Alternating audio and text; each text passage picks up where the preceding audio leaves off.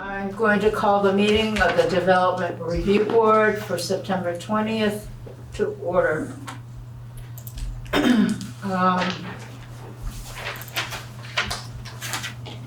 Is there a motion to approve the minutes from August 16th? I would like to make a motion to approve the minutes of August 16th. Second? I'll second it if I can. Oh, okay. Well, thank you, Allison. Okay, all in favor of approving the minutes for, what was it, August 16th? Please signify by saying aye. Aye. Aye. So everybody said aye. I think Tom said aye. I did. Allison said aye, so that's 1, 4, 5, 6, 7. Okay,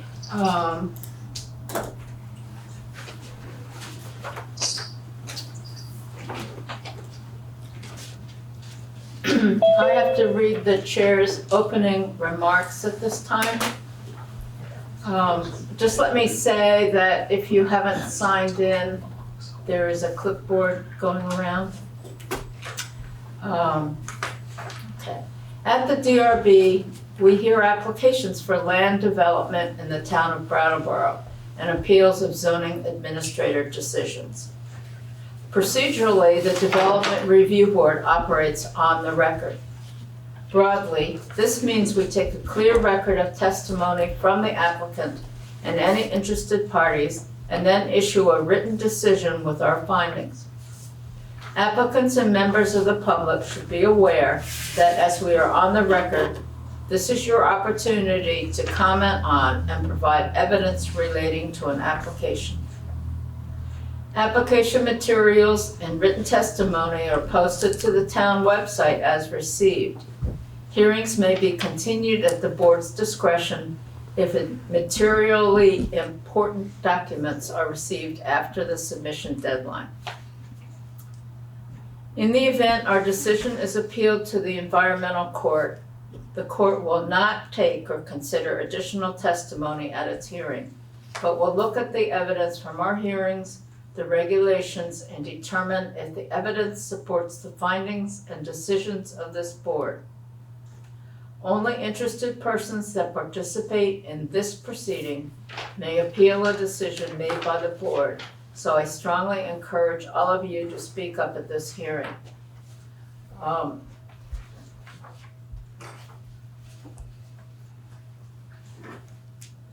As we are on the record, we are going to ask that you affirm that your testimony will be truthful. So would the applicants and anyone wishing to speak to an application, please stand. If you're gonna, are you gonna speak? No. No, okay. I hereby affirm that the evidence I give in the cause under consideration shall be the whole truth and nothing but the truth under the pains and penalties of perjury. I do. Thank you very much. Applicants require a majority vote of the full board to succeed, that it's 4 votes out of 7. If we do not have a full board present to hear your application, then we will consider a request to continue your application to the next public meeting. After taking testimony, the board will close the public hearing and may vote on your application.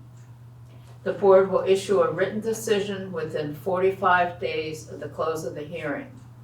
While we may vote on an application, it is the written decision that controls the timeline for appeal. It should be noted that the town of Brattleboro is a party with an interest in land development applications. The town does not have a special status before this board. Documents provided to the board by the town planning department, town attorney, or other town departments will be considered in exactly the same way as information from the applicant and all other interested parties. Okay. Everybody who's going to speak that's here has taken the oath. Brian, was the meeting properly warned? Yes, it was. Does anybody have any conflicts of interest or has had any ex parte communications?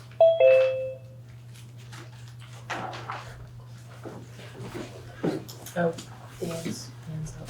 Dan, can you unmute?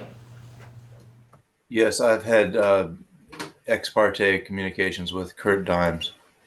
Okay, so you're gonna recuse yourself from Yes. that, and you can hear everything else.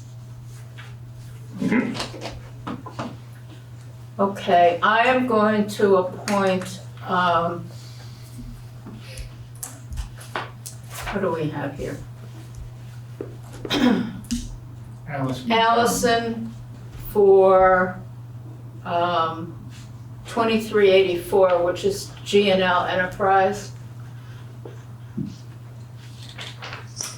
Okay. Appoint Tom to hear, Both of us. Both. oh, that's right, because I forgot Dan's accusing. So Allison and Tom for 2398.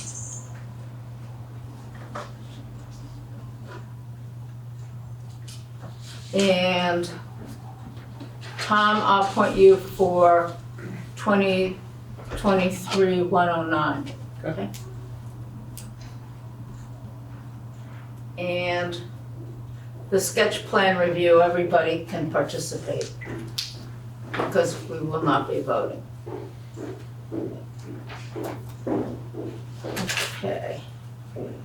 The first thing on the agenda is 2023-84 G&L Enterprise. This is a continued project from August 16th.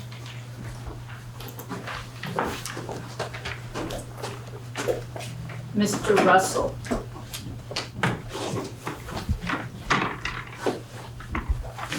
Hi. Hello. Hey. Welcome back. Thank you. So, do you want to review your project just briefly so that we all refresh our memories? Yeah, what I'm looking to do is to subdivide approximately a 1.5 acre parcel off of our main, I think it's roughly around 12 acres of property there.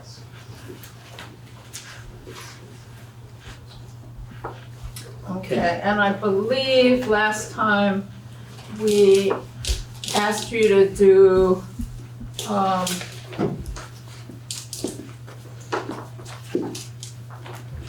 point out where it would be possible for you, for one, to build, and where the septic and would go, and where the driveway would go, and also to provide us with a written, what do you call it, a Shared driveway. shared driveway agreement. Mhm. So, as far as I can tell, where's my driveway agreement? I think everybody got a copy of the driveway agreement. Allison, you might not have gotten one. It was the road maintenance agreement that was drafted in your packet, and it's been signed. We just got a signed copy. Okay, I just saw what was posted online, so. Okay, does anybody on the board have any questions? I do. Because of what we mentioned last time of the mismatch of the town and state's maps with the surveyed map that you have provided, it's hard to cross-reference the slope map, the A&R Atlas slope map. That seems like the only potential natural feature that could potentially be an issue on this property. The, And it's hard to cross-reference those slopes with the actual site. yeah, these But also- two maps. This one's a little smaller than this one. You can almost hold it up and get a clue. Yeah. Yeah, I mean, I don't really know the process. I know there's a section in the land use regs about slopes and percentage of slopes and what you can do in them, but I've never seen how that's analyzed or enforced or anything, so. It certainly looks as if it's going to be a pretty steep driveway. Is that true? The driveway, I'm making it kind of, comes in off Route 9, turn left, and then a or like a hairpin turn, and then up the bank on the side. So it kind of levels it out more, not instead of trying to go straight up the hill, basically. Once you get up in there, it's pretty much flat. So the property where you've drawn in the house and the septic and the well, That's all in the that's plateau. flat. Yeah, That, very level. that would be, The three, oh, I think, I Can think you- that's, yeah. can you point to where that is on here? It's just, I don't see any lot lines on this drawing, and I don't know. well, they don't match up even if you do see the lot lines. We talked about that last time, right? Let's see. So I think this house here, best I can figure is this house here is this house here. So that this would be the area that we were talking about in general. Yeah, it'd be straight down from here, so it'd be right pretty here. So it's down That's in about here? where, but that's about where your driveway is coming up through there. And then the house would be over in this area? So, Yeah, where it's flat, right up in here. Okay. So where are you Mama looking? said, I- none of us Looks like can it see. could be. Mama says, or no? Oh, to the red.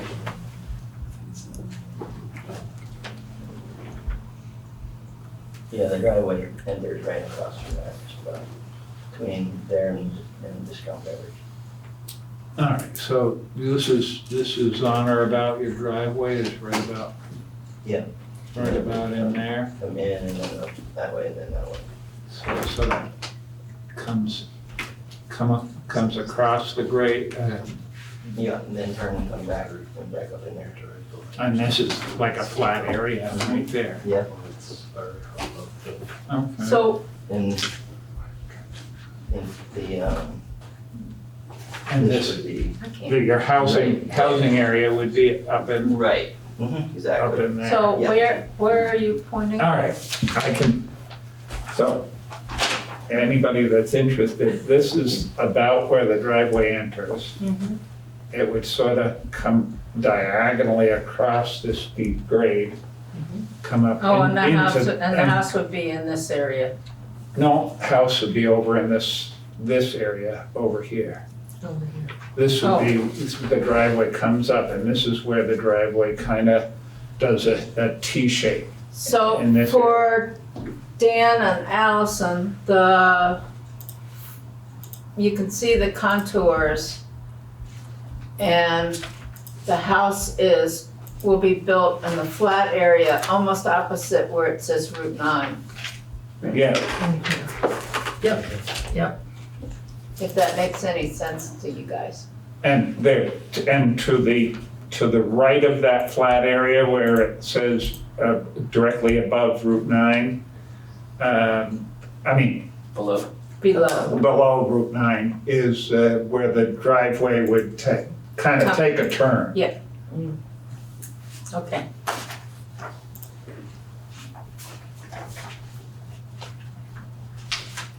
Are there any other questions? Does that make any sense to you, Tom? It does, I just, I've never been I mean, it's one thing to describe things qualitatively, it's another thing to, you know, in that section of the regs, actually measure things, and I'm not beholden to either way, but it's just wanted to see how that pans How out. that work. How it works, yeah, or how it could work.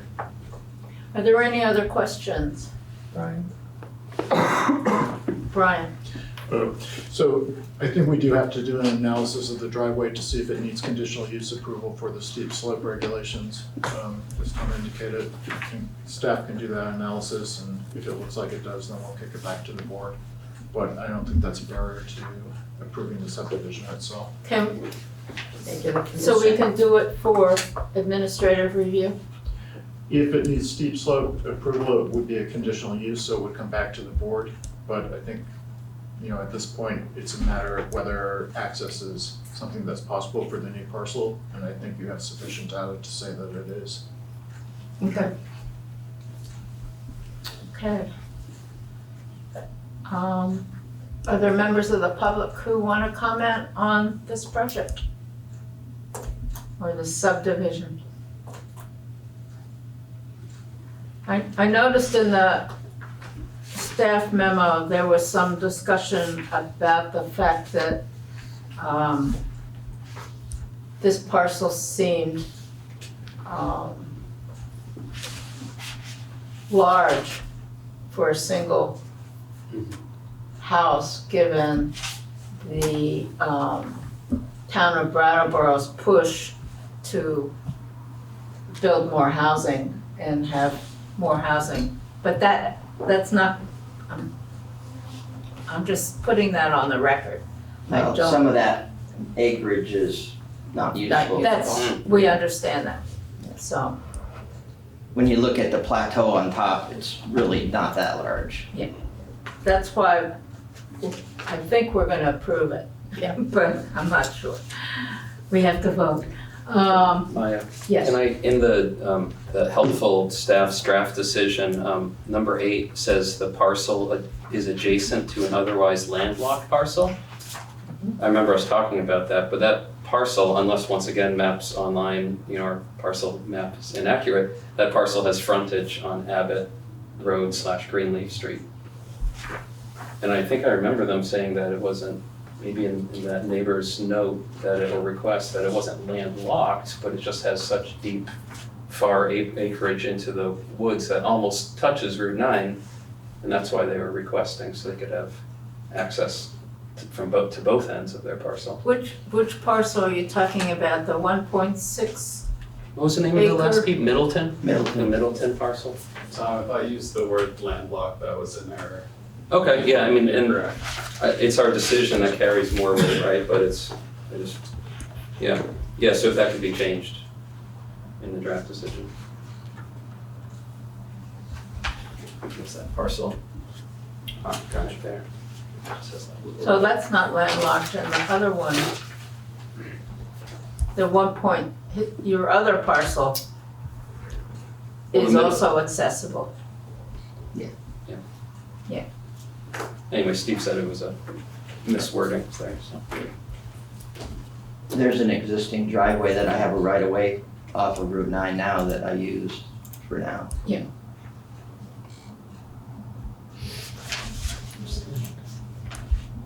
Was Yes. there also a question about Lawton Drive? I thought you answered that question last time, but can you refresh my recollection? Does it go through to Lawton Drive? No, we're not connecting that right now. We do have a right of way through there, but for this parcel, it's not necessary. And if I remember correctly, at last month's meeting, the fellow from Lawton Drive came in and just wanted to make sure We just wanted to that make sure we weren't gonna. that if you were going to access it, that you became part of their road association. Right, yeah, if in the future we came in that direction, then, we would have to, Become Participate. part of the team. right, Yeah. And it looks like that's what the agreement says. This is just for the It's just for their driveway. Their driveway, yes. But Right. the But- parcel that we're subdividing doesn't touch that Lawton. lot area. Yeah. No. That'd Oh. be your existing property. You're right, I'm not wasn't. Are there any other questions? Anybody in the audience? Nobody online? Is there anybody online? Nope. Just the two of them. Chris. And Chris? Okay, can I have a motion to approve the subdivision at, for the, off Marlboro Road for GNL Enterprises? Can With we, the condition, yeah, yes, with the condition that the staff review the, reviews the access to make sure that it's, meets the steep slope Yep. requirement. Is that right? Makes sense to me. Okay, is there a motion? I would make that motion. Okay, I'll second. okay. Allison, I concur. I have people's names in funny order. Tim, Affirmative, aye. Dan, Aye.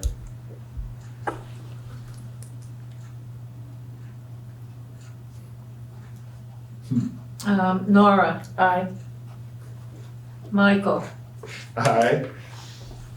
and Aye. Henry. Okay, so, and I'll vote aye, so that's 7-0. And Brian and Steve will look at your, the slope and make sure it's meets the regs. Okay. Thank you. Okay?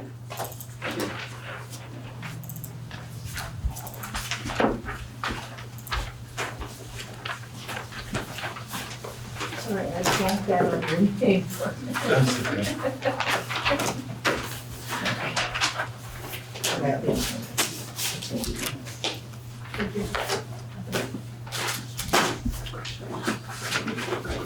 So one of the things that happens with steep slopes of the hairpin turn, they're gonna look to make sure a fire truck can get up. Yeah.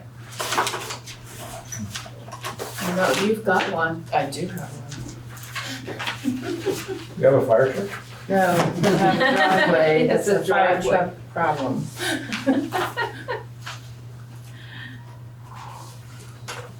Okay. Okay, the next item on the agenda is 2023-98. Kurt Daims, appeal of a zoning administrator's determination. He needs to be sworn. You have not been sworn in, Correct. so I'm gonna ask you to stand, please. I hereby affirm that the evidence I give in the cause under consideration shall be the whole truth and nothing but the truth under the pains and penalties of perjury. I do so affirm. Take a seat over there.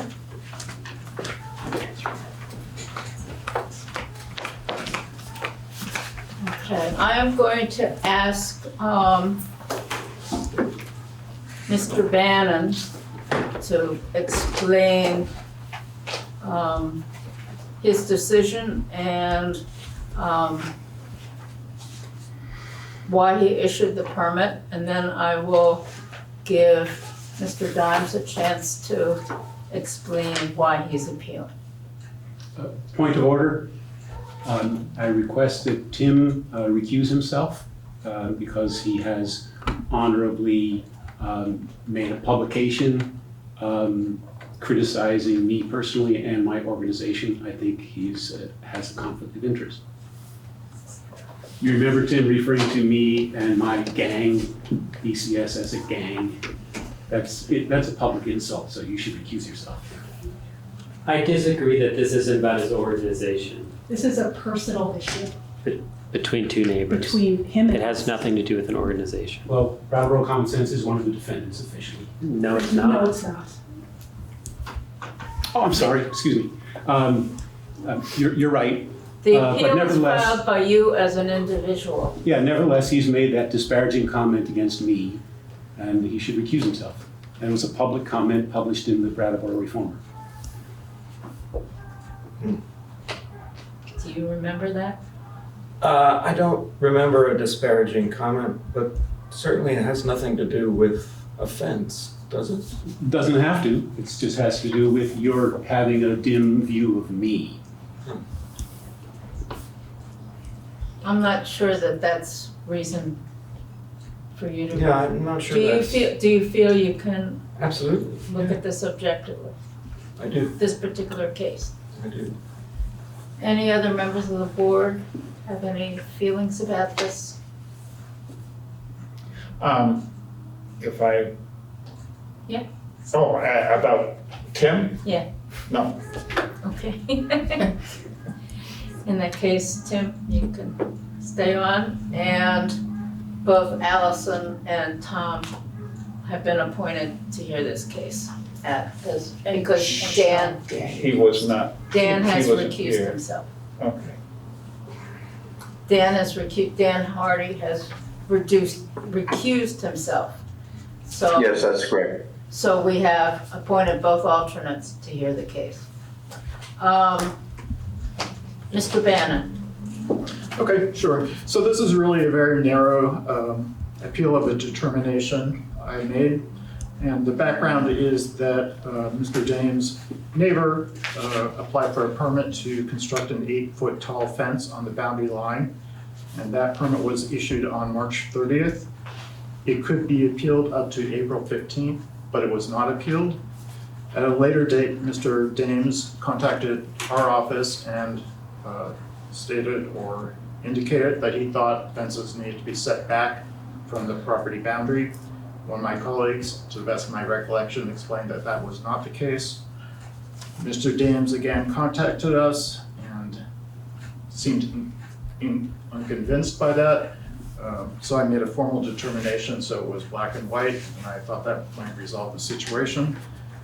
That determination cited the actual zoning code, the Brattleboro Land Use Regulations adopted in 2015 and more recently amended. And it also noted that those regulations state that they supersede any previous ordinances or regulations that regulate land use development in Brattleboro. It then cited the actual section 316B setbacks. Fences or walls are not subject to setbacks, may be located within minimum required yards. And figure 3.1, that same section clarifies that fences have a 0-foot setback. And that's it. So this has no actual impact on the existing fence. It's possible that that fence may be subject to Vermont statutes that are different from our land use regulations. Our land use regulations are actually reviewed for conformance with state law, and this has not been shown as an issue. And Mr. Daims may have civil issues with this fence, but he should, of course, consult an attorney to see if there's something besides zoning. Zoning-wise, this is just a question of what our regulations say. Our regulations say a fence can be set on the property boundary. So, a question, does this mean that we don't No, go you- forward with the proceedings now? no, you can explain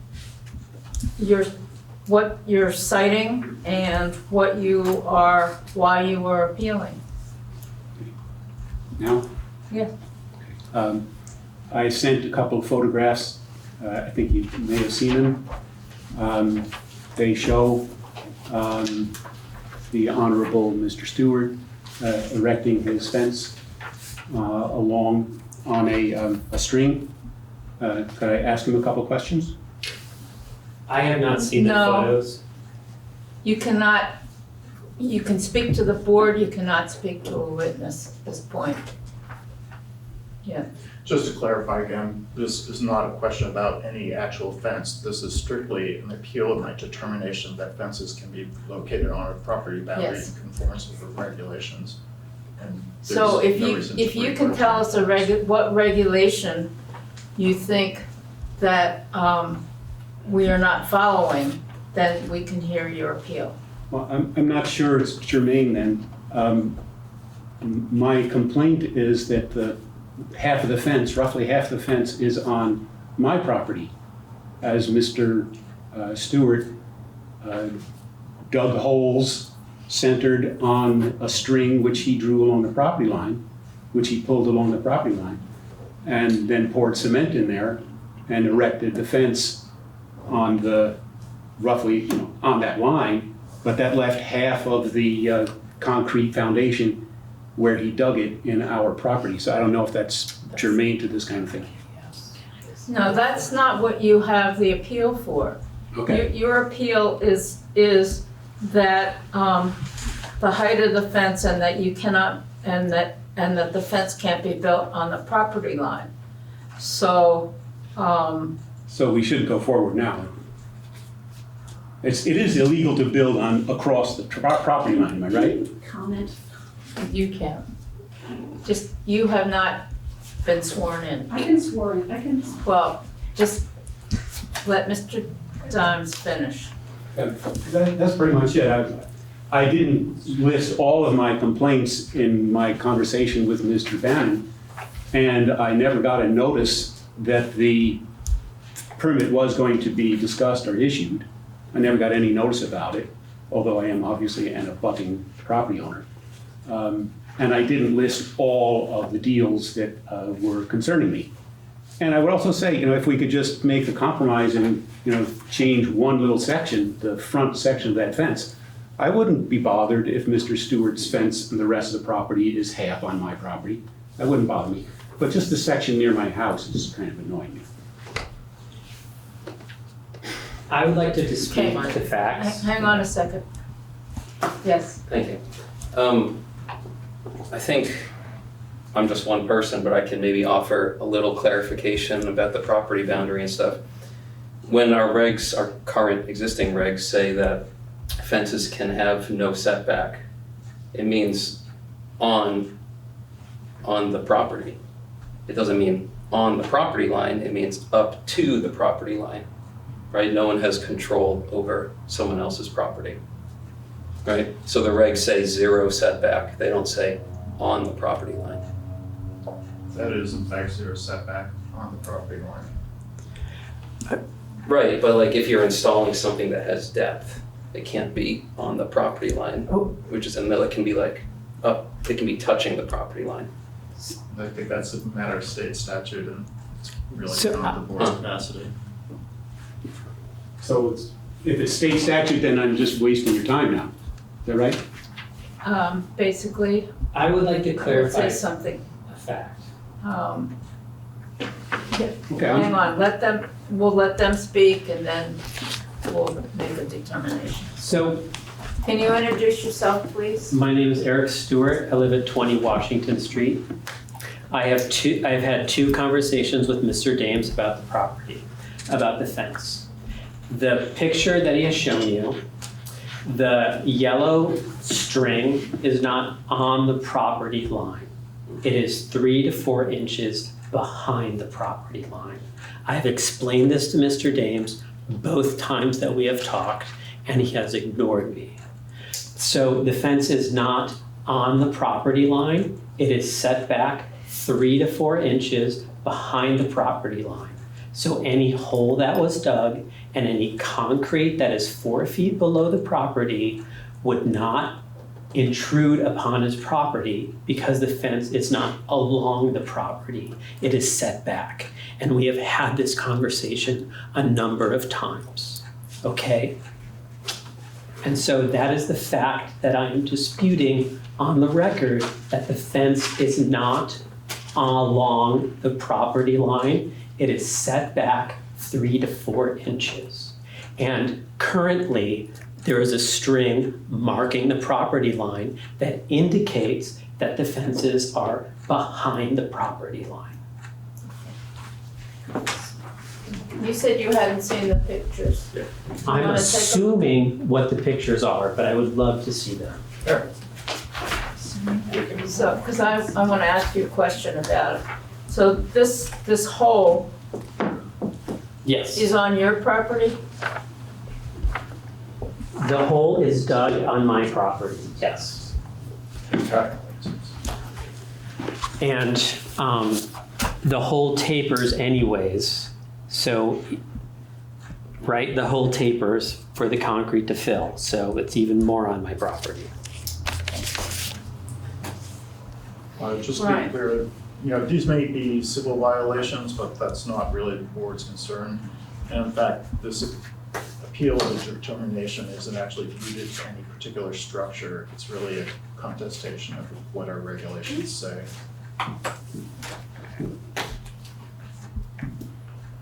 It's nice to have clarification though. Sure. So, is there a motion? Yes. I would note, I'm not sure yet whether it's considered relevant or not, but anyway, as long as we're on the subject, I have additional photographs of the string that's so important. It's tied to the stake, to the property demarcation stake at the front of the property. So there is a little bit more explaining to do how this fence is all on Mr. Stewart's property. I don't think it is. I think that the line is clearly Well, pulled from the stake. that is not something that this board Yeah, I get it. has any control over. We can enforce the two statutes, 316B, which is that fences are not subject to setback, and 316D, that side and rear yard fences cannot exceed 8 feet.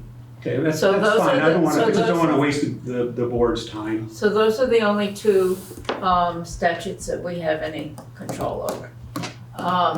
Is there a motion to uphold the zoning administrator's decision? Should we make any findings for this, or it's not so relevant for an appeal? Well, we can find, I mean, we will issue a decision and we'll find that the fences Oh, well, that's built not according just to the. Yeah, I don't know if we should like Regs. reiterate if we all agree that like this, the current land use regs supersede the past one. I don't think That we seems need to to be- get complicated. Okay. I think that's true, Yeah, me too. I didn't know if it was a detail for but dispute. I'm not sure that we need to. Okay. The land use regs have a provision close to the front, I think it's section 105.1, which says that if another conflicting law is stricter, then that's the one that's going to apply. That, yes, we understand that, but these regs have been reviewed by, and they're in conformance with state regulations as far as we know. Okay.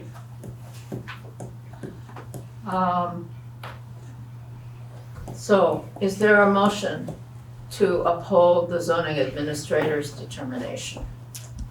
I make a motion to uphold the zoning administrator's determination. Is there a second? I'll second. Okay, thank you, Jordan. Are we ready to vote? Yes. Okay, Allison, I agree, affirm. Jordan, Affirm. Nora, Aye. Yes. Michael, Yes, Tom, Yes. Tim. Aye.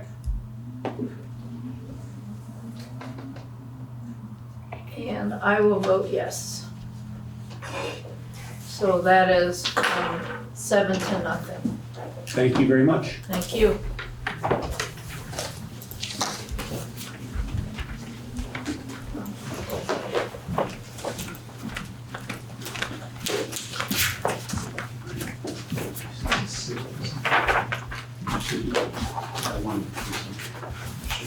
Get the survey, Yeah. once it continue. Yeah, he'll have to hire a surveyor. Yeah. Who? Right? Kurt, Well, if that's not already marked, yeah. if he wants. Yeah, To I would dispute it. assume if he, well, he'd have to do it, some sort of civil thing, I guess. There's actually good surveys for there, so you can actually measure out pins and determine things pretty Well, accurately, so. He can hire somebody also if he wants. Sure. Always hire somebody. Okay, the next item on the agenda is. So much for our feeling that good fences make good neighbors. Is this a rare opportunity for a fence viewer to actually do something? Hey, you know that role in town government? I believe it's vacant. I've been asking about that. No one's weighing. I never thought Is those there- three is- things would be relevant, but here we are. There's no fence viewer and there's no weigher of coal. Coal and then the shingles one, right? I thought we appointed a weigher of coal fairly recently, but Oh, Did you- I maybe could we be wrong. did. Did you hear the noise out there? Okay, moving on. Isn't there a fence? It was, but maybe they've dropped it. The Charter Well, Review I'll Commission, speak. the Charter Revision Commission can look at whether we really need a fence I'm gonna viewer. tell them to keep that position. It's relevant. I'm doubting we weigh any coal anymore. Yeah, There are probably some not. businesses downtown that use. I know. Fence but viewer does the vacant, town yeah. use any coal? Apparently 3 positions. I mean, the website's up to date. I don't know. Okay. Okay, moving on, 23-109, Marilyn George. Do you wanna come sit and introduce yourself, please? Good evening, I'm Steve Hellis, Marilyn's husband. It's been a lot of years since I've been here. Welcome. Well, thank you. Yeah, fences is something, a family business, Crystal Ice and Fuel here in Brattleboro for 80 years. Fencing was something I started when I was 12 years old. And if the property owner We didn't have have the we have a property. position open. Well, Yeah, You 3. wanna be the fence viewer? I have plenty to do as it is, but it is amazing, it's the same argument. If the property owner cannot prove his property pins where they're at unequivocally, we wouldn't put the fence in until they could prove where the fence line could go. We've had several fence problems. We went on a Wasn't a fence. It was a whole whole building. property, it was a building. but it was a garage. property line issue. Yeah, it was property line. It's pretty important, and surveyors, boy, they're important to have. Makes everybody's life a lot easier. Okay, do you wanna talk to us about this project Sure. and what you wanna subdivide? I'm assuming you all had a chance to look at the survey map. Basically, lot 61.2 alpha was about a 17.5 acre lot. And what we want to do is create a new boundary line to go with the house that's on that big lot, that's 61.2 Bravo. That house was part of that big lot. And so our neighbor, Steve Nelson's daughter, has lived there in that house for a number of years, and she wants to buy it. Which one's this now? 61.2 Bravo. Okay, thank you. Yes, sir. That house has been there since 1979.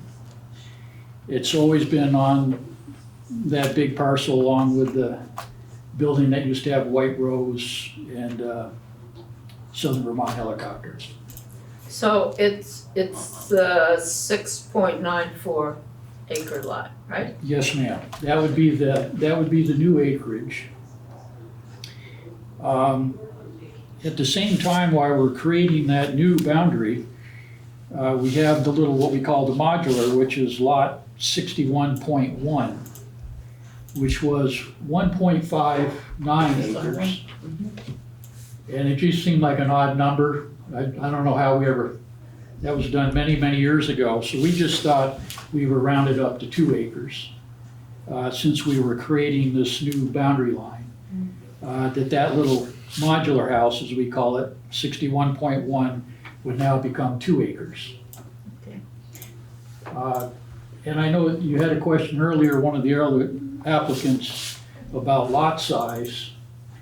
The topography there is, most of it's on the side of the hill, like most of Vermont.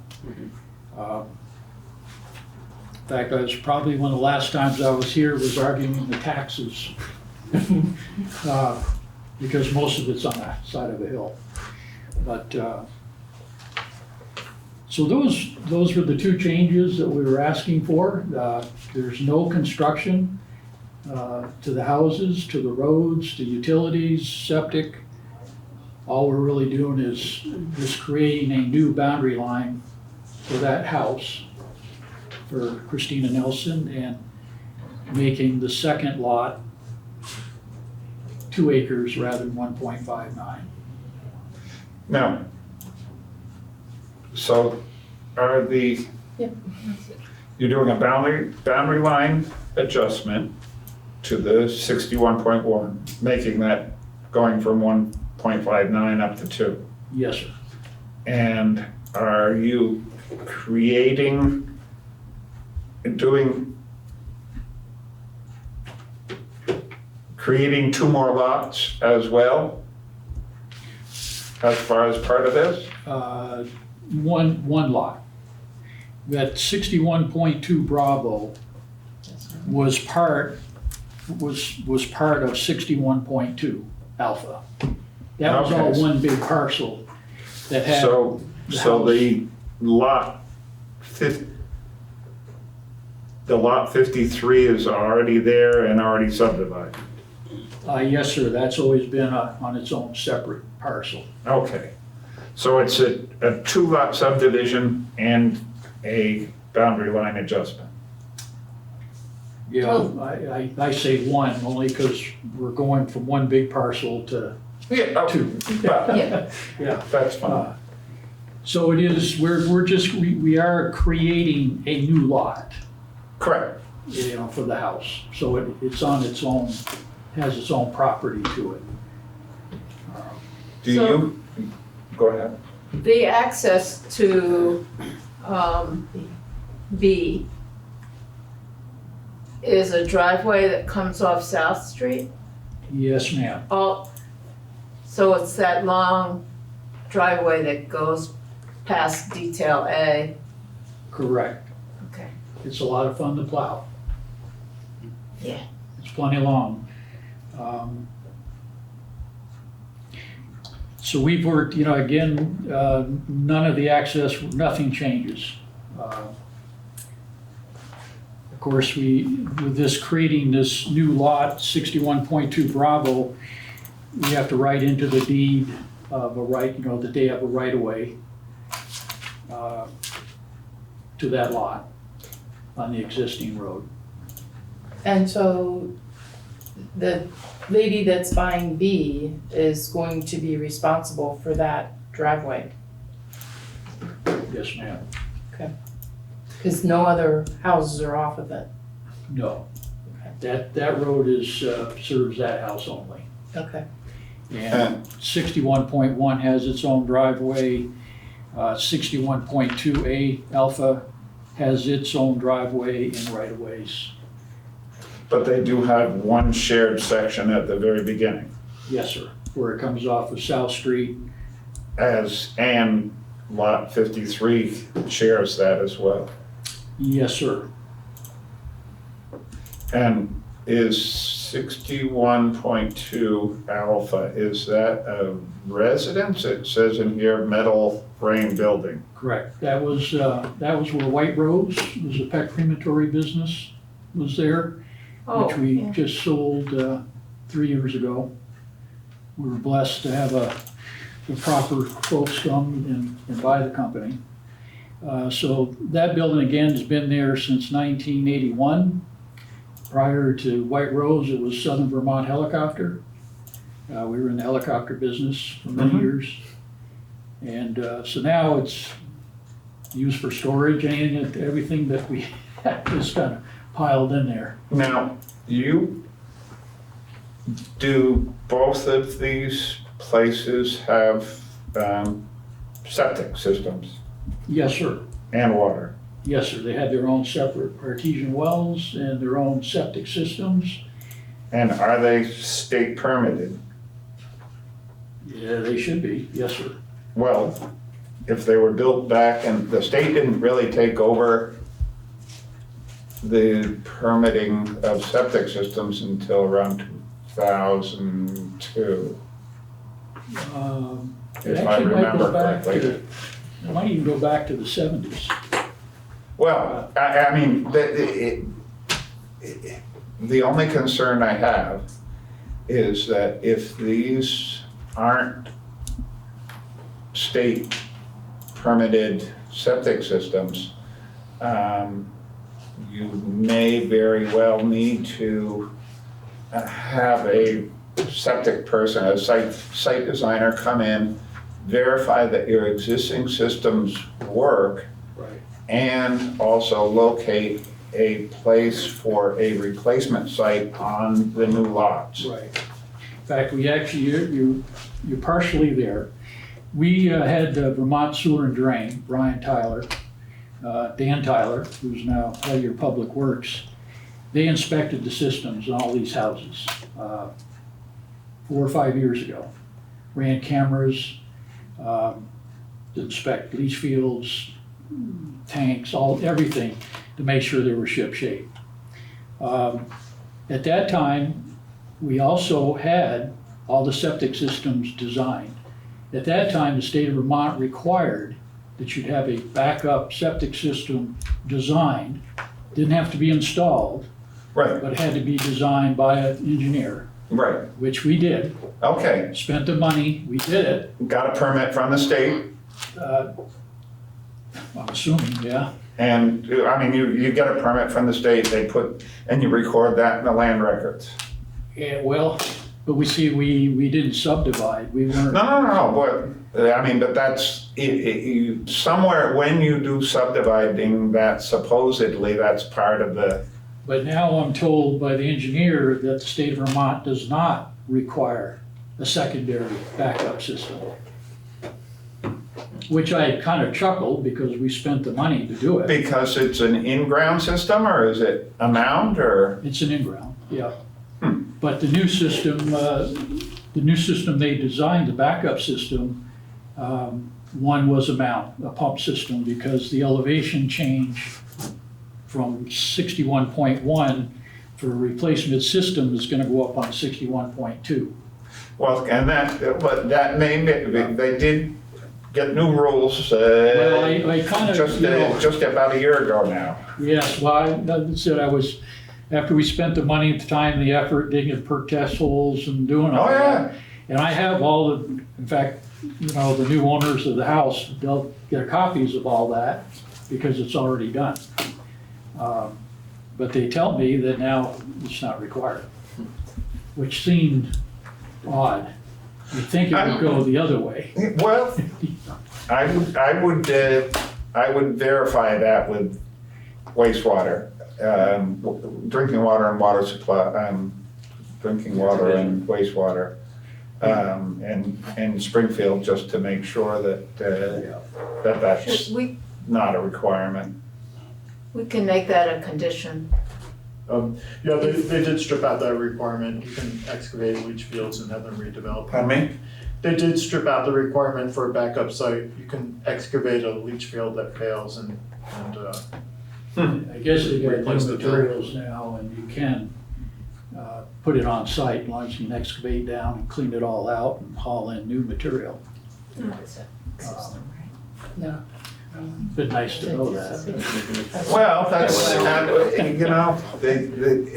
it's been a process, the whole septic thing, and oddly enough, as time has gone on, they've sort of been migrating in those directions because I don't think so. they used to require that they had a replacement system for mounds as well as in-ground systems. And then they said, well, mounds, you can just sort of scrape it off the top and rebuild it there. And so you don't really need a replacement system for a mound. So apparently now they're saying, well, you can just dig it out and refill it with good stuff. Well, I think materials have come a long way, the different systems now. They've made huge strides. We just put one in over near Spofford Lake in New Hampshire. And it's amazing now what they can do. Oh, yeah. So So, but we do have those plans, they're already done, copies of them. okay, so if I understand what you said, there's no common driveway for any of these three lots. Well, there is actually from South Street to lot 53 and to lot 61.2 Bravo and 61.2 Alpha, the big one. We all share that first 158 feet, 158, about 200 feet off of South Street up to the intersection near Detail A. That is a common for all three. Yeah, okay, yeah, And, I see. And that's why it has to be written into the deeds that we Yeah, share right away. we will require an agreement for the maintenance of the common section. Right, it has to be it's a shared right away. The other, probably more important thing is on South Street, if you've ever been by there, we have a security gate there as well. And that was a question, that everybody's gotta agree to keep the security gate, and if so, then y'all gotta share in the expense of making sure it's maintained. So it has a Knox box for the fire department, police department, and we did that many years ago with White Rose and Southern My Helicopter.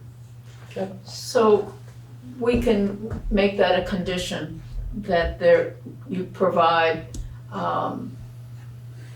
the planning department with a copy of your shared maintenance agreement. Of the right of way, that's right, yeah. Okay, of that section. You also need to name that road. Well, can you tell us the length of the frontage of 61.2 Alpha? Well, let's see. On South Street? It's, On South Street? yeah, it's along South Street there. It's, I don't have a scale here with me, but we could scale it. I'm gonna guess from pin to pin, it's probably 100 feet, maybe more. Because think if the it was scale- 150 or more, being in the rural residential district, then it would meet the frontage standard alone with that. And maybe the street wouldn't need to be privately named. That's based on the number of Residences. It's the residences. Oh, once you get to 3, You have it needs to three. be, oh, You okay. have three, For emergency purposes. you have three, Yeah. you're subdividing into three now. Yeah, for 911. Yes, so Once you get to you 3, will it needs to be need private to, road. Okay. one of the conditions is that you will need to name that drive.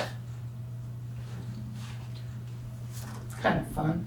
Looks like it's about 160. You can, Nice. Or is there a road, is there a frontage minimum then from, I think, to No, name the we- road or not to name the road? Brad's no, saying it's it's, no, it's the number of residences. residences, Number of That residents, share that. number share of, that. so you now have three, 3 sharing that one entrance, Yeah. okay. Yeah. Right. so, we'll make that a condition and you can tell the town what you're gonna name the road. I mean, usually, I don't know how that works. You come up with like a couple, 3 names and submit them and, They just don't want them to be like other names, Yeah, even though we have a lot of those. But, Like White Rose or something. Yeah, well, Not bad enough. Frost Street and Frost Place. Yeah, Clark Ave, Clark Street. okay. It's fun. I'll talk with Christina and I'll talk with the neighbors and see what ideas will come up with a creative. So we would have to, well, I can get with Brian, there must be specs on where the post has to go and height and all that stuff, I would say. Yeah. Okay, yeah, the, We can help you out. okay. Public Works does that, right? And I know your application isn't for any development, but feel free to volunteer any information of any development plans, any buildings or. Well, it's, that 61.2 alpha, we gotta figure out what we're gonna do with that. That's a nice area there, it's fairly, I've cleared it, many years of work. The key is, it would have to, whatever goes on with that property, we'd wanna make sure that, like Christina Nelson at 61.2 Bravo, that they'd have a say. And it was gonna, because they're a butter now. And lot 53, you got people on their right of way. So we kind of want to make sure it fits the neighborhood. And but right now, there's no plans. We've got enough going on now as it is. But I think it's going to stay probably just the way it is. I've got to ask one more question, is how's your cell coverage? It's very, very good. If you get high enough in the helicopter. Yeah, it's funny, it's always a reality check in time because Eli George, which some folks here may not know who he is, he and Stubb Thomas were local characters here in Brattleboro. Eli put that tower up back in 1979. And everybody from the local police to fire to public service, everybody used the tower. And then in 1999, we had that big ice storm here in our neighborhood. Anything above 1,500 feet got knocked down with the ice. And of all folks, the insurance company showed up and asked us how our tower was. We said, it's fine. We're only at 980 feet.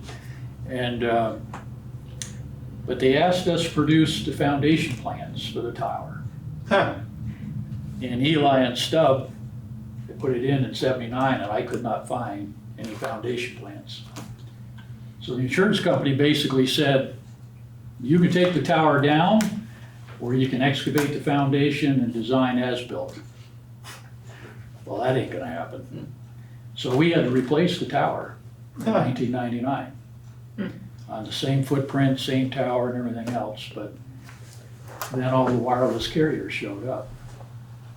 So they, everybody should have pretty good coverage there. Yep. And they're getting better. In fact, T-Mobile just changed out all their antennas last week. So, Anybody have any questions? Anybody on the board? There's nobody in the audience. Oh, just a quick Yeah, Tim? follow-up. I'm not sure if this is where you were going, but for the 61.1, the new adjusted, there's not a house there yet? oh yeah, no, that's been there since Oh, it has? 91, 92. Yeah, their Oh, I houses on apologize. I both, was looking at the satellite and I couldn't really figure it out. Yeah. their houses on both lots. Gotcha. Yeah, each, that 61.1, actually tied to the tower back in 99, actually. The town looked at that and said, well, geez, Steve, you've got 1, 2, 3, 4 uses on one lot there. Yeah. The tower and 3 buildings. And they said, you've got to split one out. So we, being the modular was the smallest, we subdivided that. And that's where it came up at that 1.59 acres just to get it subdivided. That's when we realized when the taxes were considerably different. As Christina is gonna find here on 61.2 Bravo, now that that's its own lot with a homestead on it, Oh, yeah. that changes. Yep. So they're aware of that. But that's why that little lot, that modular lot got separated out. But it's always been there, back to the 70s. Okay. Yeah. Any other questions? Dan? No? Okay, so is there a motion to approve the subdivision at 886, 888, and 890 South Street with two conditions? One is that a shared maintenance agreement be developed and provided to the planning department, and that the private drive be named. And they can help you go through that process, and Yeah. Public Works can work with you on the signage. Okay. Anything else? Is there a motion to approve 23-109 with the conditions? I make a motion to approve 2023-109 with the stated conditions. I'll second it. Michael seconded. Okay. Let's see, who's, oh. It is Tom is voting on this one. I am. I'm a yes. Okay. Tim, Aye. Dan, Aye. Jason, I'm Jordan. I don't know why I wanna call you Jason. Jordan. Nora, Yes. Michael. Yeah. And I will vote yes. So that's approved, 7-0, and you can, we will issue a decision in the next week or so, and then you can move forward with the planning department. Okay, super. Well, thank you. Thank you. Oh, and you cremated 2 of my cats. Oh. It's, we always meet the nicest people under the worst circumstance, but, Yeah. The nice thing is our mentor that we started 22 years ago is the one that fellow that bought the company. Good. So we were at it for 19 years. Thank you. Okay, sketch plan review, 2023-108. Mr. Boye, is that how you pronounce it? That's correct.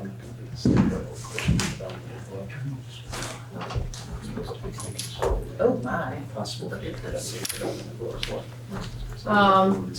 Where's the best place for the camera? Is that gonna work for you? I think so. I'll have to see it on to see if it looks good. And I didn't get your reference to the fire. That's the reason they wanted to area that you have in, they can have it right there.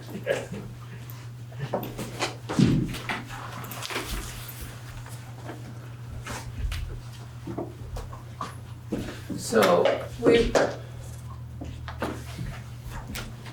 Allison, can you and Dan see that? So? That's better. Thank you. Okay. That works. Thank you. It's better for you. It's good for me. Then they can't see it. Can you still see it? Dan? Okay. All right. Okay, good evening. For the record, my name's Chris Boyer, and I'm with Bowler Engineering. And we're here tonight to talk about a nice redevelopment project, something that is going to make a significant improvement to the current conditions. We're talking about the redevelopment of 668 Putney Road, which is an existing quick serve oil change facility. It's next to an Aaron's rental. And I've got an aerial image here that just shows the property with the road being here at the bottom. And then you can see the rental business is here, the Aaron's. Our current auto quick serve lube center is here. And then there is some storage buildings in the rear of that facility. So to give everybody an idea of the street view, we went ahead and printed it so that you guys can see it. So that's what the current street view is and what it looks like today. Our proposal is to make a significant investment, tear down this existing quick lube, 3-bay, and build a brand new one. So really, it should fit in with the community. It's the same use, the same location, same traffic flow, same everything. It's just making an improvement in the aesthetics of this, as well as improving the area with green space, circulation. It's just an all-around exciting, good project because it's improving something that's already there and active. So the next exhibit I'll show you is the site plan. So what you'll see on this exhibit is the brown are the buildings that are out there today. The gray area is the pavement, and the green is the green space. And what you'll notice is that the Aaron's building is here. Currently, the Quick Serve Lube Center is attached to Aaron's. And what we're proposing to do is break it up a bit, which is going to help with the aesthetics, put some green space between the two, hide some parking between the two buildings, and put our new Quick Serve Lube freestanding off to the side. You'll notice that the parking is proposed to be cleaned up. Right now, it is a sea of pavement out there. If you look at the current aerial that I had up there, you'll see that there is complete impervious across this parking area. We're adding substantial amount of green space and cleaning up and better defining the parking spaces between the buildings and then into the rear of the buildings. We're hiding our trash corral and containing it into an enclosure that's behind the buildings. We're providing ADA accessible parking and access paths. The use is the same, so from a water, sewer, fire prevention, town services, it's all equal to and or better, because with new construction, we should use less energy, we should use less water, less sewer, and this is obviously going to be a brand new state-of-the-art today, which is leap years ahead of where the current facility was built back in the day. So all of our oil containment, reuse and recycling, it's all built into this facility. The facility actually will have a basement where a lot of storage can happen down there, service can happen without huge amounts of lifts. So it's really just an exciting improvement from what is there today. As far as aesthetics go, this is where it's exciting. Not only are we increasing that green space,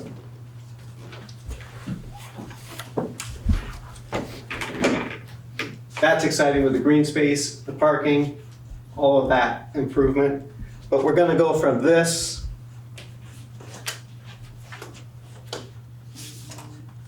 to a very nice masonry looking facility, much cleaner doors, much cleaner facade that's really presents well to the street.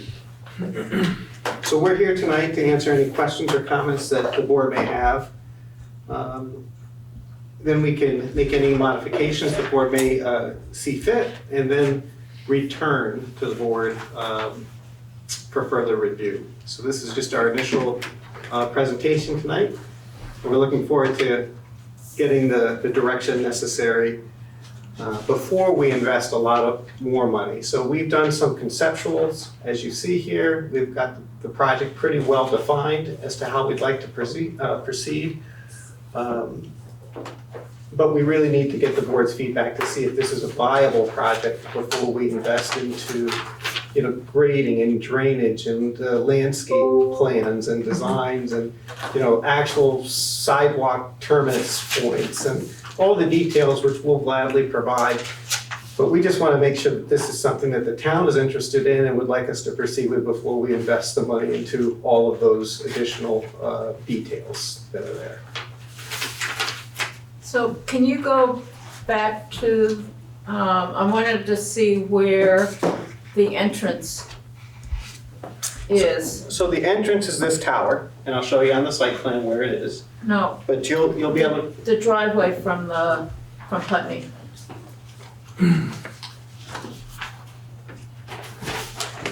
So the driveway probably shows best on the current plan aerial. So we're not proposing any work in the Vermont State DOT right-of-way.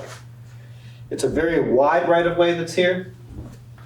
DOT has taken land over the years there to improve for any future projects that may be there. The current access points are here. That's the existing driveway. And then way down here is the other driveway. So there's no actual curb cut in front of our property, and we're not proposing to add an additional curb cut. Again, we're just reusing the curb cuts that are there today.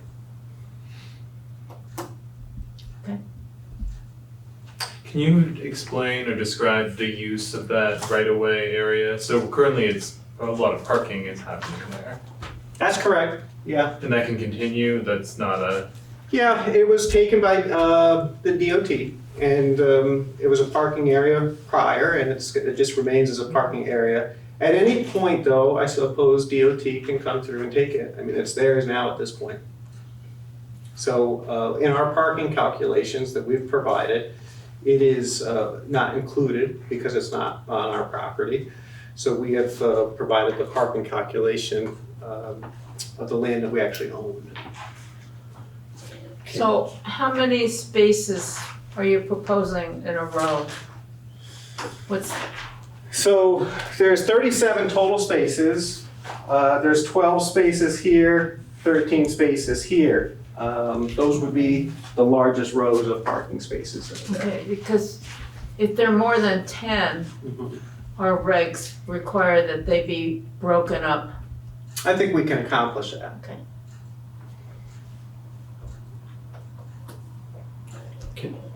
Maybe just this, a similar question. Could you sort of explain the traffic flow in and out of the facility? Yes. And that, I assume that building to the right is Faithful Few Tattoo Parlor, which shares the entry. Yes. Okay, so from a flow standpoint, there's a two-way travel path here in front of all the existing buildings that are here. We're proposing a two-way travel path here, which exists today. It's just that we're better defining it. That's here. So our customers will drive back here, enter the building from the rear, service happens, and they pull out the front. Likely, we're creating a new two-way travel path here. Right now, the buildings are connected. We're breaking them apart. This would be a two-way travel path, so you can enter from either direction.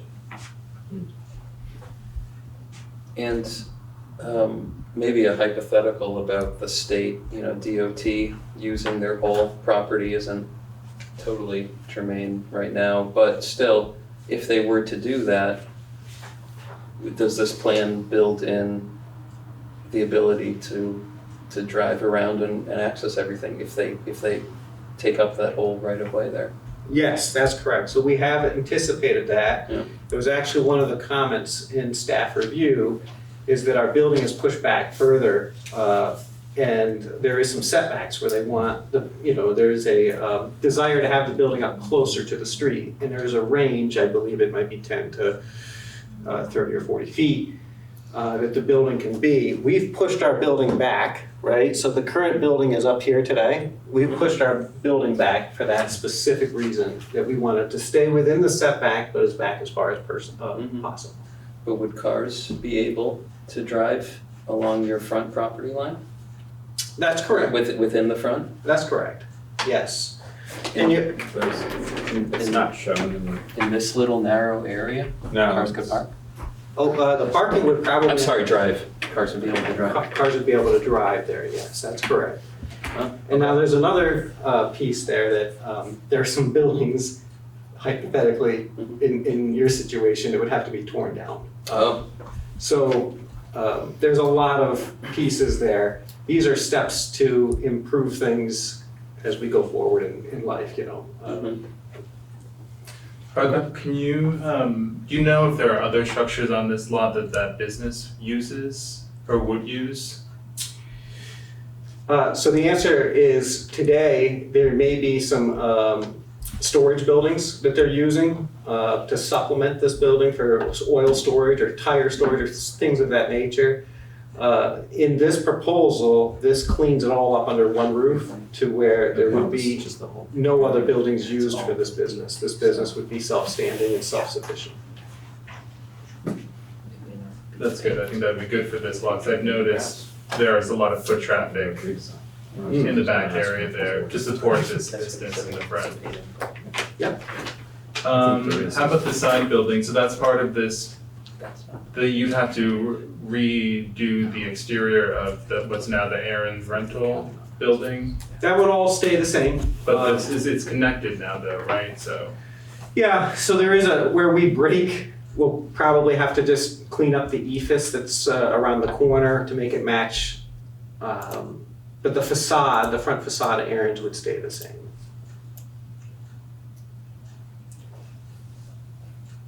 And then I noticed for this property, like the cars go to the back and they line up for servicing and they drive forward into the bays, and you've indicated there are 3 bays and there's 3 lanes for the cars. I'm wondering if there's enough room in that back area to kind of, because you don't know which lane to get in really. At that point, you kind of just wait there. And it might be this lane, it might be this lane, but what would happen in that case? Is that something that? So there's a lot of room back here, as you can see from the queuing area and the pavement that's here. The way that happens typically is customers will come here. This is the grand entrance that's here. And so we had seen the tower. There's like a tower on the elevation. That's in this corner. This is the office. You can come and park, go in, leave your car if you'd like for service, and then leave.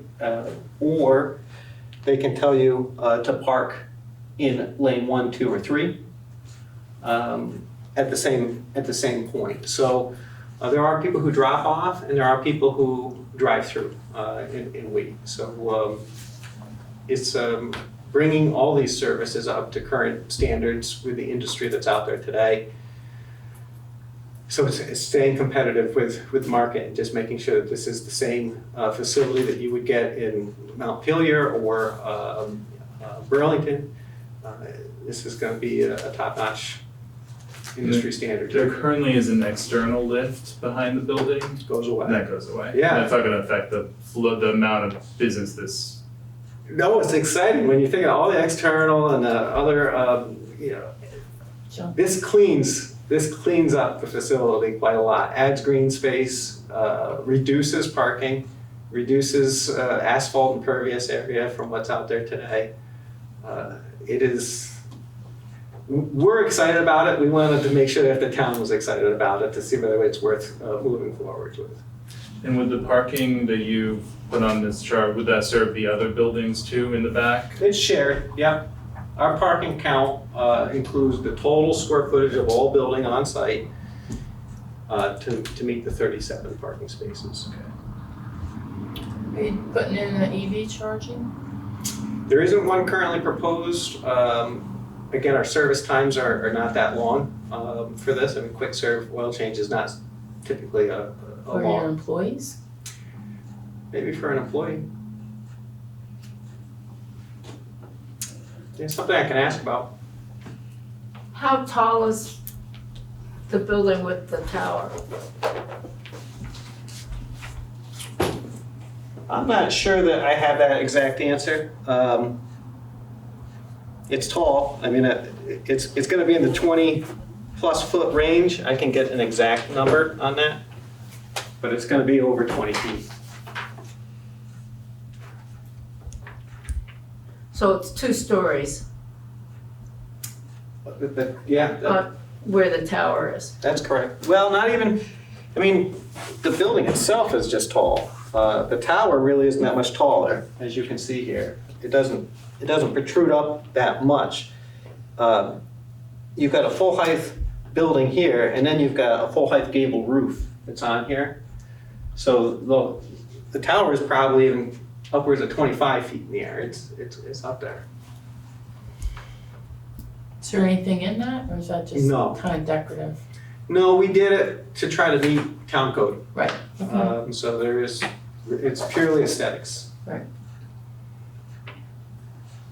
I have a question. Yeah. So is there a way for staff to like has anybody taken the time to lay over the current Putney Road redesign, setback, et cetera? It's a pretty substantial change to that road. And you've taken that into account? That's correct.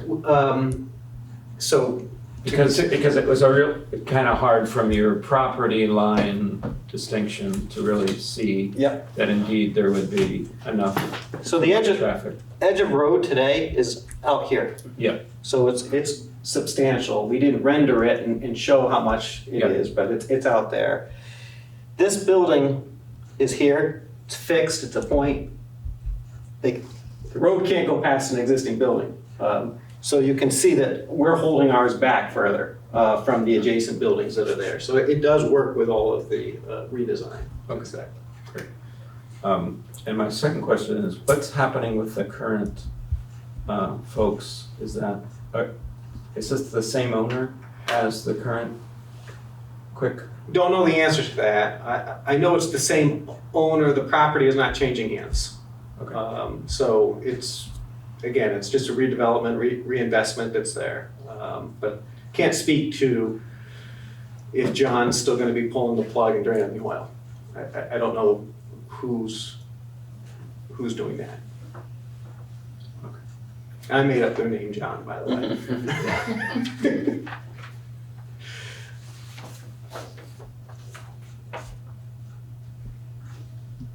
So, Is there something about garage doors facing the road? yeah.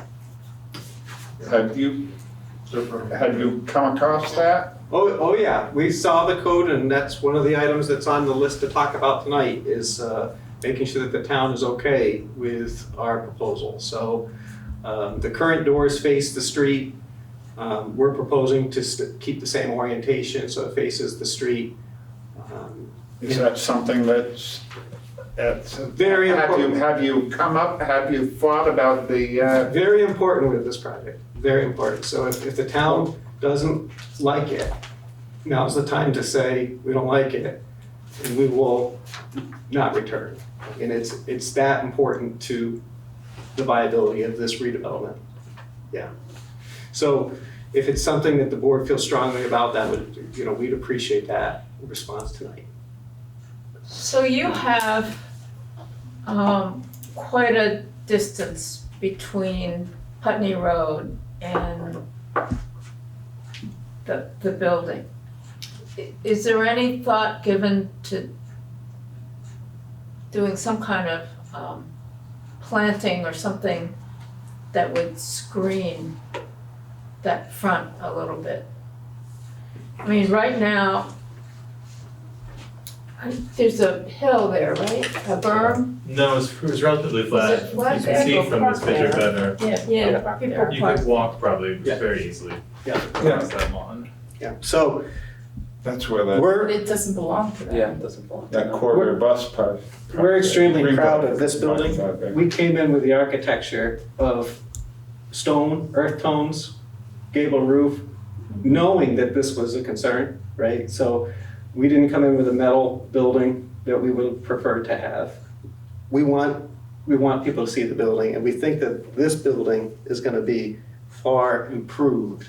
Plus, it sits back, it's hidden behind Aaron's, right? So remember, we're in line with Aaron's today. Our building is gonna sit back, so as you approach from the road on either side, you're not gonna see the facade as much because we sit back a little bit, planning for the future that's there. And no, we don't own that. It is Vermont DOT.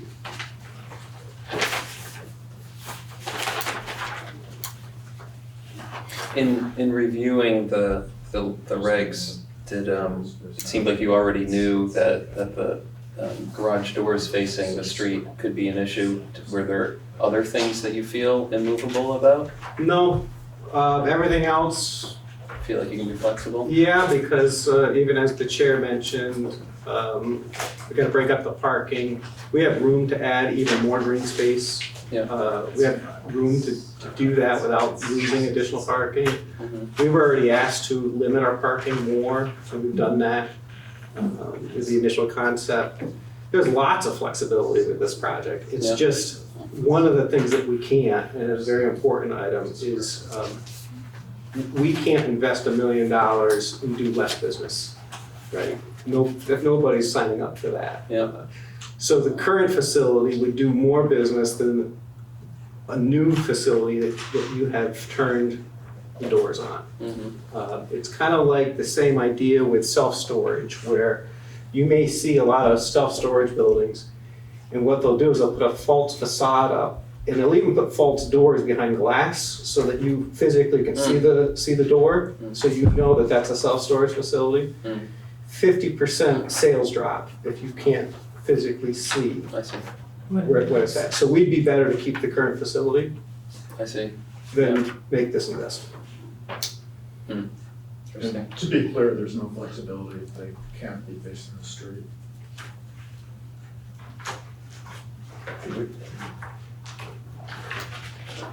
Does somebody have a copy of that? It's right in the neighborhood center section. Yeah, 225. It's Did you get your new book? 224, E6 and 7. It's right I think I there. did, and I'd rather bring new paper copies if you want. Thank you. I might not have got it. I have mine. Thank you. So Allison, you and Dan can pick up new copy of the regs from the planning office anytime you want. It's a nice brand new book. Steve, could you repeat the sections to get into it? It's 225. This neighborhood is 224E. 220, Okay. 224. Sorry. 224E6, but then also in the 224D, there's 6 and 7 referring to the service doors as well.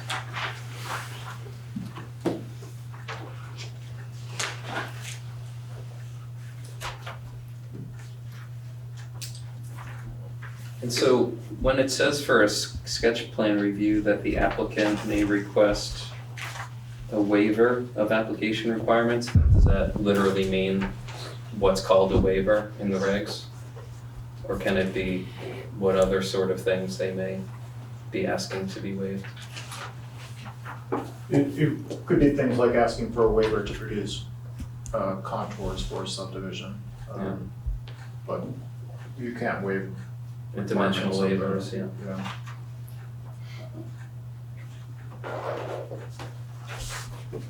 Yeah, and it says, and stating why the requirement is not applicable, yeah, so. See a way around this. What? I don't see a way around it. Nope. You know, it would be 224E Yeah. 6. I mean, it's really clear. I was trying to Yeah, screen yeah. the doors some way, but You can make a case at planning commission meetings to change the regs. Yeah, I Because mean, maybe when it was written, maybe, I'm not, I don't have an opinion one way or the other right now, but maybe when it was written, that wasn't taken into account that it's such a necessity for the advertising of the building. Yeah. But maybe it was, I don't know.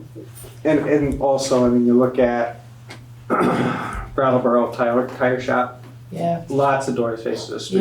yeah. You look at Yeah, Chevy, GMC service dealership, Yep. all the doors face the street. You look Yeah. at Sherwin-Williams, all their doors face the street. But if they came in today, we go, We would be at such a disadvantage that it isn't Yeah. worth, the juice isn't worth the squeeze. yeah, So- got it. Yeah, So I guess if it's nothing that the board can give a waiver because it's existing, that was our hope, is that this is an existing, this is not setting a precedent by any means, because this is an existing oil change going to an oil change, and the doors already face that. If this is something that the board can't grant a waiver on, so that the only way the project would probably move forward is if a variance was obtained. So we'd have to apply for that, I suppose. variance, Again, I think this application has a shot at it because it's not new. This is an existing use, it's an existing business. This does not create any precedent, and the only self-created hardship would be that we want to plow a lot of money into the town. Other than that, yeah, well, I don't know of any waiver that's been granted that's been upheld Any by the variance. environmental court, any place in Vermont. yeah. Yeah. When you say waiver, you meant variance?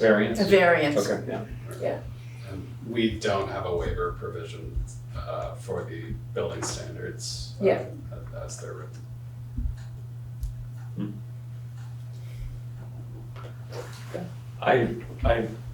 I see your argument, Mhm. Yeah, yeah, so do I. and I like the look of the building, so. I do too. Our hands are tied. Understood. Any other comments other than that? That's the big hurdle, but it's good to know about it now. Any Yeah. other? No, the big other thing would be the parking spaces. Which we can accommodate. Which you can deal with. I mean, and that's just breaking things up, putting adding an island or something like that. We can do that. Yeah. Did you see the staff memo Yes. document? Yeah. Like a good list of several things. Yeah, I didn't see anything on there other than the doors. We can go through it. Amount of pavement, again, we're making it better. So I would imagine that is a waiver from this board. In other words, we saw the aerial, it's a complete paved parking area today.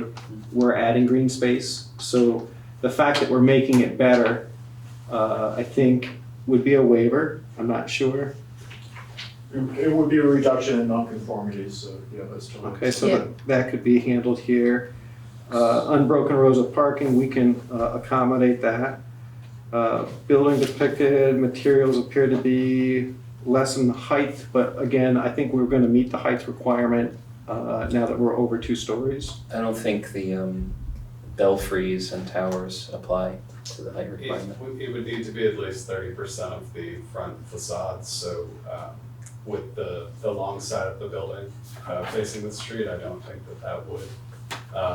However, if the peak of that roof is at least 25 feet, I believe, my understanding is that would meet the minimum.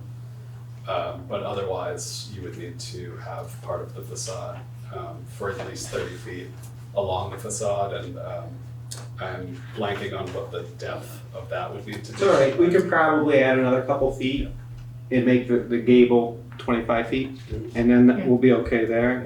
I do also want to point out with the application materials that we have, it's showing a 40-foot maximum front setback, but the district maximum is 30 feet.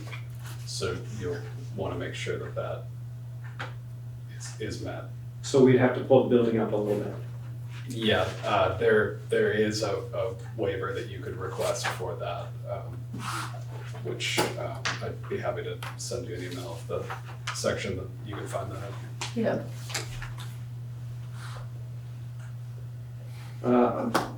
Exceed a maximum, that's the waiver we just talked about as far as pavement area. There would appear to be a greater than maximum allowable front setback, so that was just what you said, so it has to be 30 feet minimum, 30-foot minimum. We can accommodate it.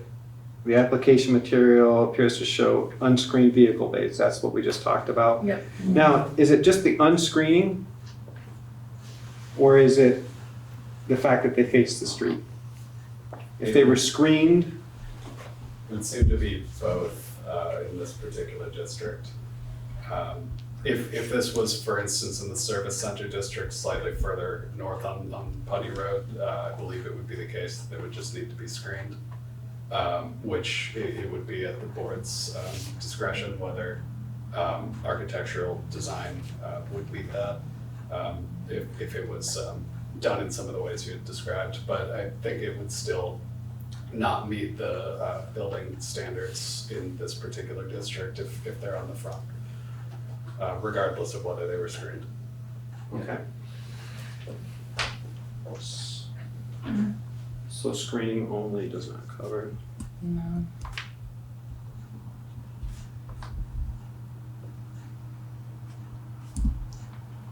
Well, I think there is a principal entrance, because the entrance to the office is in the front. Absolutely. I think it just wasn't clear on the material, Yeah. but we have a main door under the tower that faces the street. Yeah. So that one's no problem. And then the building requires a sidewalk out to the street. There are no sidewalks at the street, but we could certainly provide a sidewalk. And we did show some, we would just have to extend it a bit. We can extend that sidewalk out to the right of way to make sure that we comply with that. So we can comply with and make adjustments to all of these except for the doors that are there. So if the board does like the project, I think the only way that we can then proceed is, I think that was a great suggestion about maybe going to the town and seeking relief via a text amendment. It probably is the only way it's going to happen then. So I do appreciate that suggestion. We may end up seeking that and seeing whether that's a viable option. I am sure that the town is going to seek input from this board, or I would assume if we put that request in, they're probably going to Well, seek. he's chair of the planning commission. Yeah. Okay. Yeah, we've had some revisions to land use regs this year in 2021, and the regs were in 2015. So, you know, this is things that we change, revise every so often. But, you know, but we're in recent communication with like our consultant who we hired to do the 2015 amendments and the 2022 as well, or 23, I mean, this year. And Sue, Philly, and the planning director, and myself have some good memories of some of the conversations. So we could have a real in-depth like conversation about this issue and really consider it.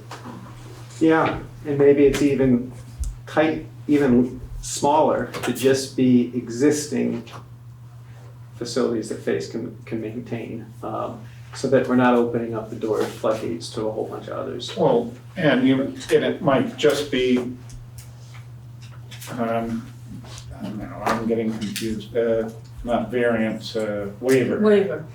It might be something as simple as incorporating the application for a waiver for something that's already existing. It's a good idea. Just a thought. So, just so I write my note correct, what government body would have that jurisdiction? The planning commission, but they're technically, or they are advisory to the select board that makes the ultimate decision on the land use regs. But the planning commission does pretty much, you know, all the preparation and work. And the planning department, which is, once again, Steve Hayes, they're the planning technician, staffs our meetings, as well as the planning director, Sue Fillion. And they provide a lot of support. I said that too quickly. Yeah. Okay. So the planning commission is who you want to go to, and you can And then it goes to and speak select with, board. Select board. yeah. And you can, to proceed with that, you can either speak to Steve Hayes here or Sue Fillion. Or myself, but they do the staff work, so. Okay. Are there any other We'll just comments or separate it. questions Yeah. about the sketch They're plan paying them. review? I would just comment that I do appreciate the effort made to green up the space and reduce impervious surfaces. And recently when I drove by, remembering that my wife's car needed a quick brake job, I understand the idea that seeing people pull out gives this, it's basically a sales pitch for using that business, and Yeah. it just, what you're saying makes sense to me. That's all I'm saying. Another happy customer. If it's behind, if it's hidden, then that the value of it is less apparent to a driver. So. Yeah, I mean, our point here tonight, this is just sketch. We just really, first time anybody's really seeing this, you guys are the first. And there is a lot of money that needs to be invested into this. This is, like I said, a full basement in this with oil tanks underground and no more lifts because people can just walk into the troughs that are down there. It's so much safer. Everything is, it would be great. It sounds like our first step is going to be this text amendment or attempt to try to do this and work with the municipality.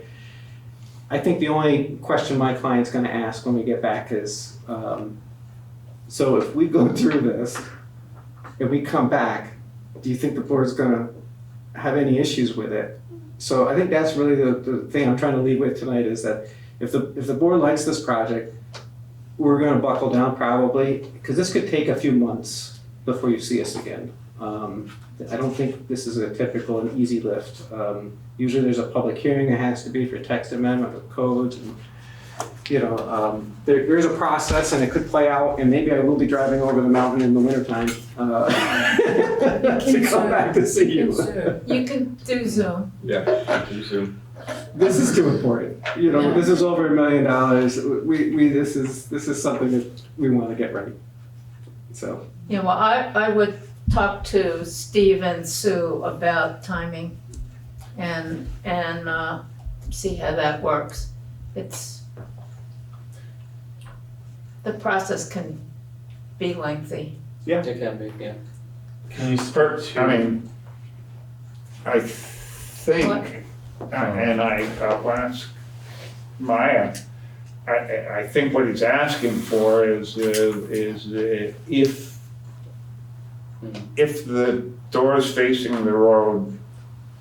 Currently, is it a deal killer If that was, for us? if we had the capability to grant a waiver for that, would we feel comfortable with the rest of the project? That's correct. Well said. Yeah, probably. I think so too, especially I mean, because you said that that- every other requirement you could meet with flexibility, so. That from your responses to things that we've talked about, that seems to be The only thing. Yeah. Well, can you speak to other developments like this that the board has come up with requirements or questions? I'm thinking of like trees. I know that came up with the car wash maybe. There are other things car we want to wash. see where the trees would be, if there were to be any. Well, that would be screening. That's in a different, A different a stage. different district. Oh, okay, so that's not required here, but it might be nice if you were to say, if you were to plant trees on any of these green areas, to have them mocked into the design here. Yeah, that's pretty down the For road, planting. you know. Okay.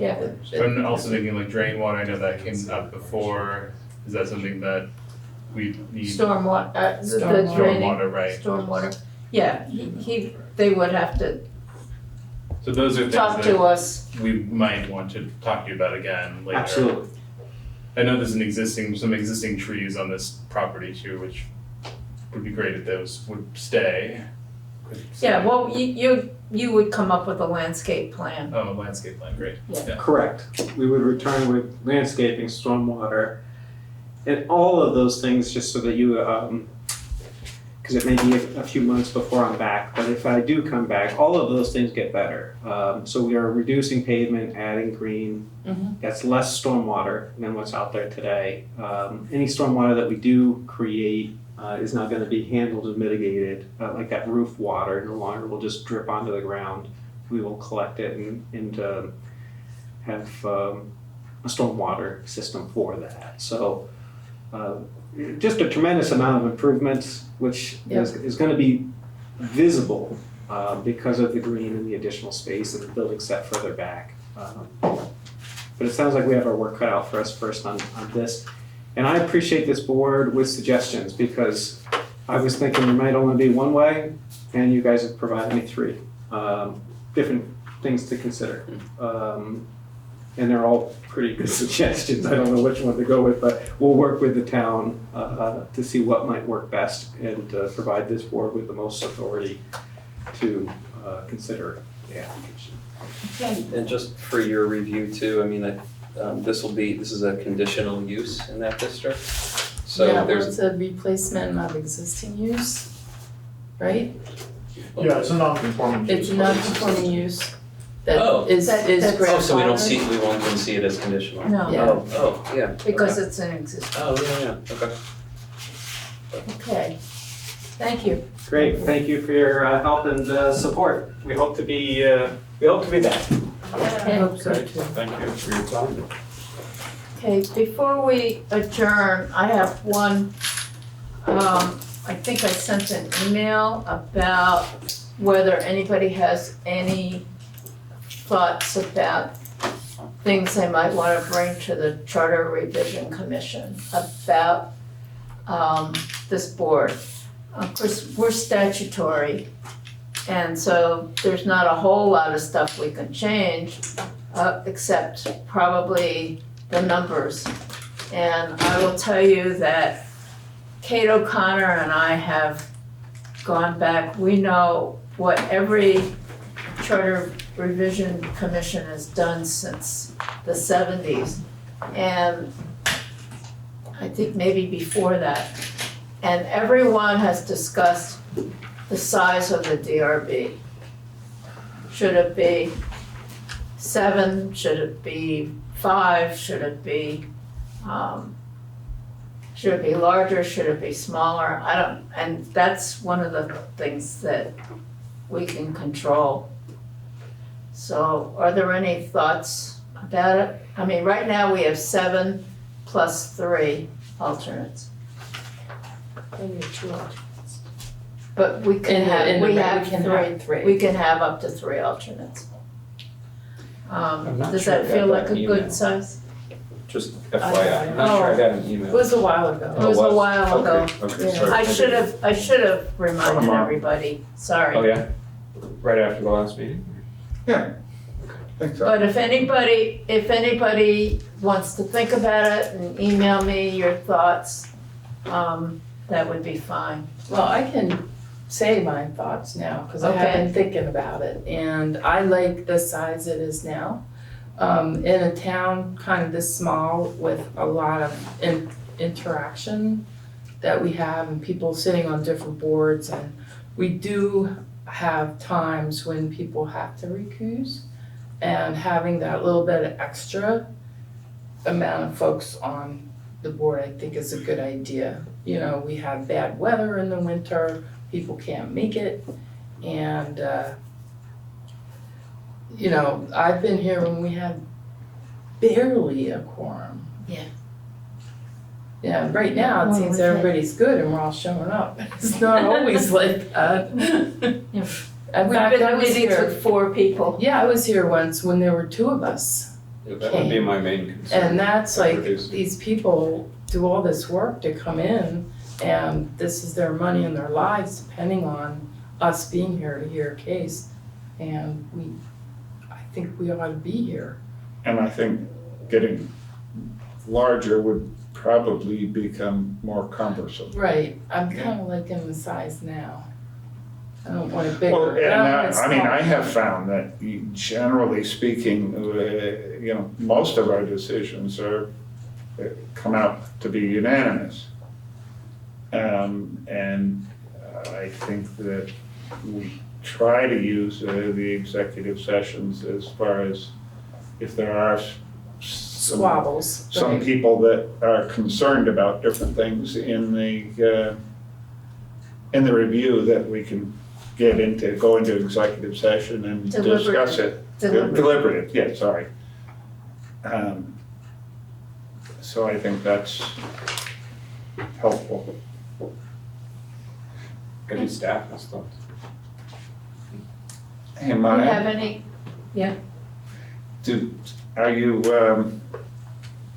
are you interested in any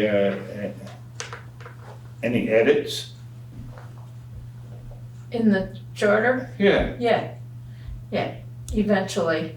I have Oh, like, yeah, there are gonna be a lot of edits to I the have charter, I have believe me. a couple that I can give you offline or whatever. You can send me an email about them. Yeah. No, we have one member on the commission who is, got this on a Word document, and she's gonna make all the changes as we talk about it. I think that's really great, because I wouldn't be able to do that. So, any thoughts?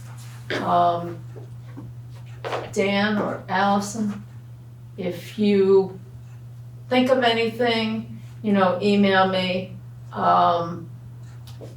The boards and commissions won't be on the agenda until probably our November meeting. The Charter Review Commission's November meeting. So you have some time to think about it, and, Maya. Yeah. In here, it says that we meet once a month. yeah, And in our stuff, we talk about the option of meeting on the first Wednesday of the month, if need be.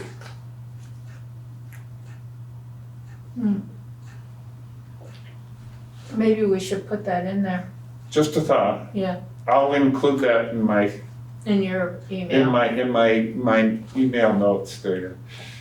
And we'll have time in October if anybody wants to talk about this some more.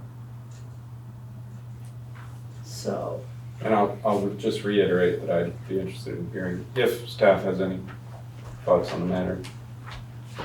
yeah, they didn't say anything, so. No, I'm just in the next month or so, if something occurs. No, Sue and I talked, and she said the only thing that she thought we could talk about was the size.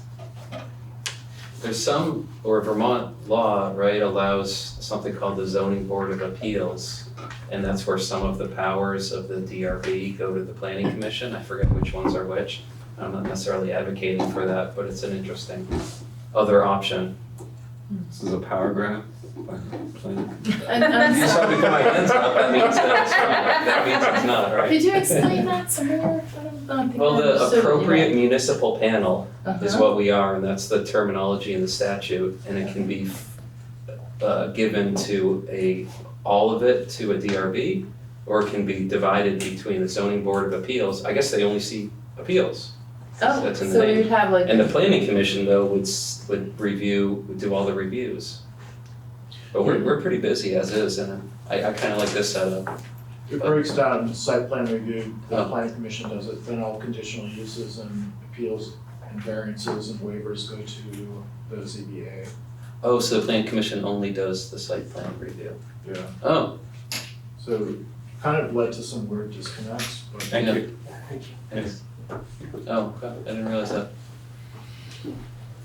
Just So, something about the structure of the government that is also relevant to us. And it's in the charter, or could be. so if anybody wants a copy of the charter, they're available.